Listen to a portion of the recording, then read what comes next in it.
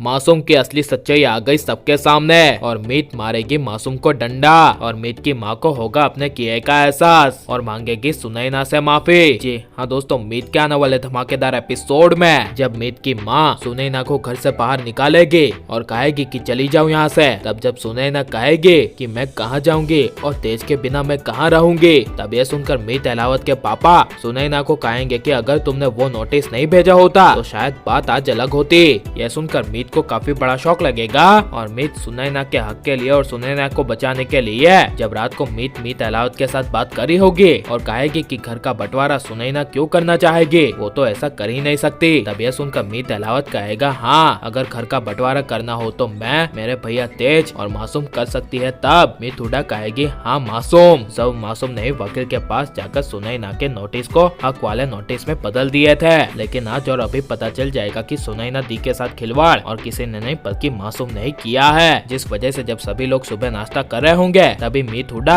जब डंडा लेकर मासूम और सबके सामने आएगी और कहेगी कि हमें सब पता चल गया है कि किसने वकील के पास जाकर सुनैना दी के नोटिस को चेंज किया था और घर के बंटवारा करने की बात रखी थी। यह सुनकर मासूम को काफी बड़ा शौक लगेगा, जिस वजह से जब मासूम अपनी असली सच्चाई मीत को नहीं बताएगी तभी मीत बड़ा खुलासा करती हुई कहेगी इस घर का बंटवारा करने के पीछे और किसी का नहीं बल्कि मासूम का हाथ है। ये सबके सामने कहकर जब मीत मासूम के ऊपर डंडा चलाएगी तभी मासूम कहेगी मीत नहीं, रुको रुको, ये सब मैंने ही किया था। सुनैना के नोटिस के कागज को घर के बंटवारे के कागज में मैंने ही बदला था, इसमें सुनैना का कोई हाथ नहीं है। यह सुनकर मीत एलावत की माँ और पापा के होश उड़ जाएंगे और मीत एलावत की माँ मार देगी मासूम को जोर से तमाचा और कहेगी तुम्हारी हिम्मत कैसे हुई ये सब करने की, हम लोग कहाँ भागे जा रहे हैं, घर के बंटवारे के हिस्से में तुम तीनों का ही हिस्सा है, तेज, मीत एलावत और तुम मासूम, तुम तीनों को ही इस घर का हिस्सा मिलेगा, तो फिर ये सब अभी करने की क्या जरूरत थी। यह सुनकर मासूम कुछ बोल नहीं पाएगी, लेकिन तेज के लिए मीत की माँ जब सुनैना को वापस लाने के लिए जाएगी और मीत एलावत की माँ सुनैना के पास पहुँचेगी तब सुनैना को काफी बड़ा शौक लगेगा और सुनैना कहेगी अब आप यहाँ पर क्यों आई हो, आपने तो मुझे घर से बाहर निकाल दिया ना। तब यह सुनकर मीत एलावत की माँ कहेगी सॉरी बेटा,